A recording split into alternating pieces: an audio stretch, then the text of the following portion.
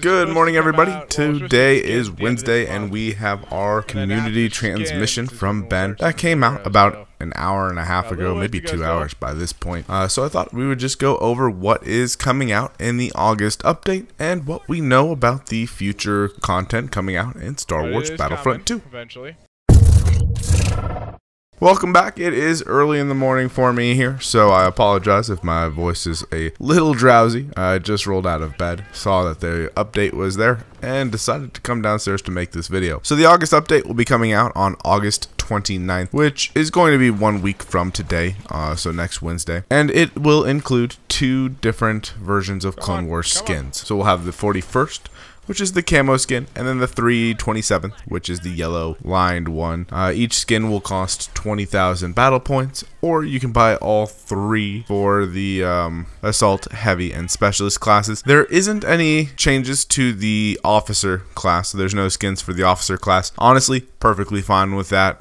We have enough officers running around, let alone if we give them more skins, then we're just going to have more officers.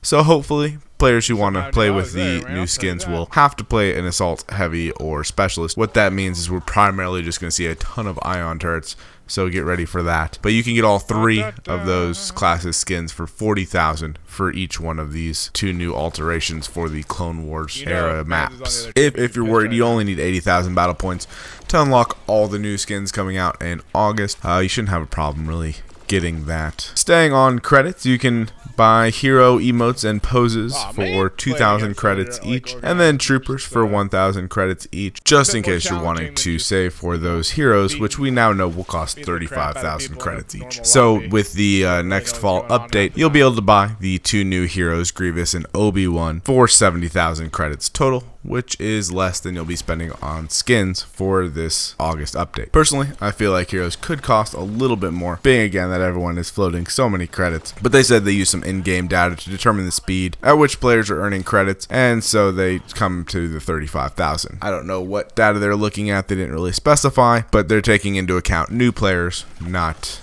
us players who have had way more credits than necessary. So since we've been talking primarily about prequel or Clone Wars era maps, there will be a prequel era map priority list. So you won't be able to choose to only play on prequel maps, but you will be able to choose if you want to try to start on a prequel map. It will then try to place you on an ongoing game that's on either Naboo or Kamino. I don't know why anyone would want to play Kashyyyk, but it's in there apparently. So you'll have that ability. Now, if there isn't any prequel maps on playing, it will put you into any other map for Galactic Assault. But if you're really into the prequel thing, I guess you could search, find a game, play it, and then leave, and then try it again.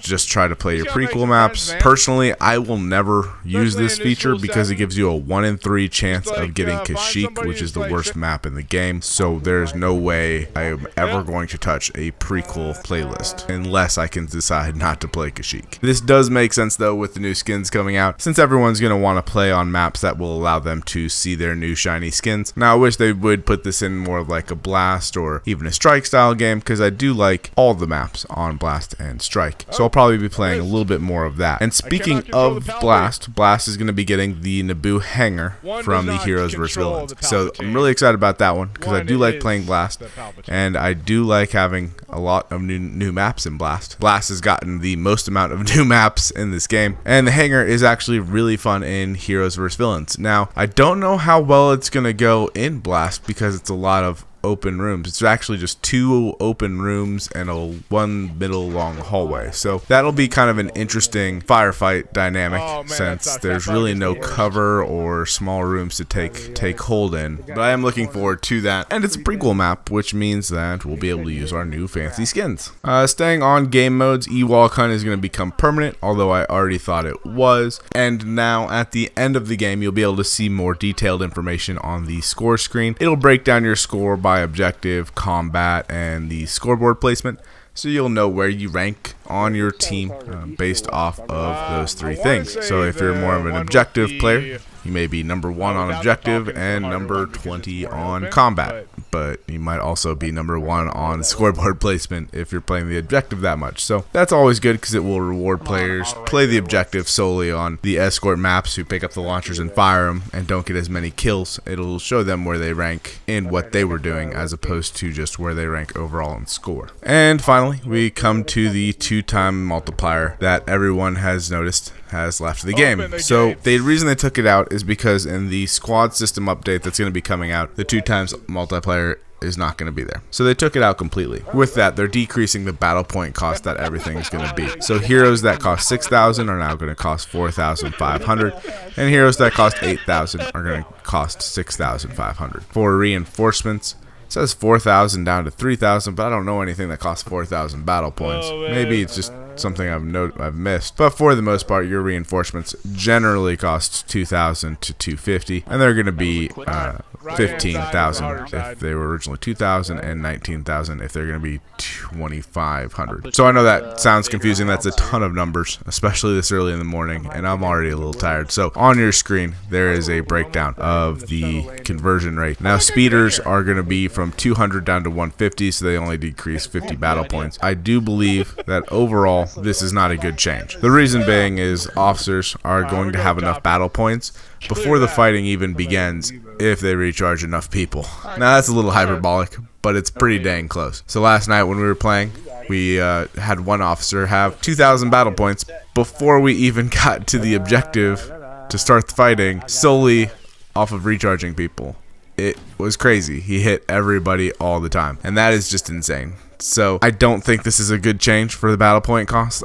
Even without the 2x multiplier, I thought the battle point cost was fine. It was a little harder to get the points as any of the other classes besides officer before the middle of phase 2, but it was still possible. Now we're gonna have heroes running around at the start of phase 1 pretty much, which is going to just be super annoying, to be honest. On the plus side though, you know, all the other classes will be able to get heroes, or at least get enough points for heroes. However, you know, all the officers are going to have double the points, so good luck to anyone not playing officer at getting a hero. And then finally, the last part I'm going to cover here is the roadmap update. So they're going to break down the roadmap month by month. That should be coming out next week. Most likely we're going to see this just until the end of the winter season. It doesn't say on whether or not they're going to be releasing any content or information on anything after that, or after what we already know. So just be aware of that. So overall, you know, this is about what I expected for the August update. It's not a huge DLC drop. It's a couple skins. It's some quality of life changes and things like that. We are going to be getting new Clone Wars skins, or even more skins, coming up with the 2 new DLCs coming out with the heroes. However, you know, I don't really care again about skins, so whatever. I mean, if that's your jam,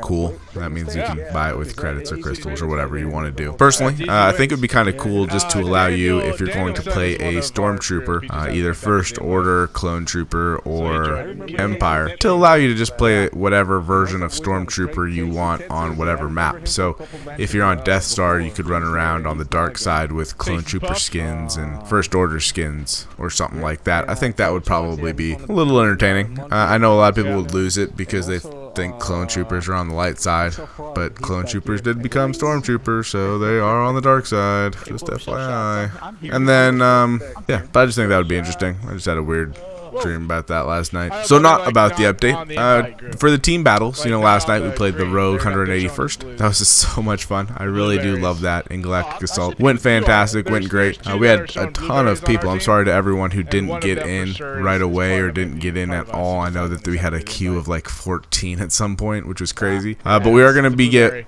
continuing to do that. So coming up on tomorrow, because it's Wednesday, coming up on Thursday at 6 p.m. Central, so we're going to be 2 hours earlier. We're going to be playing Sammy Boy and his subscribers at 6 p.m. Central. So 2 hours earlier than normal stream.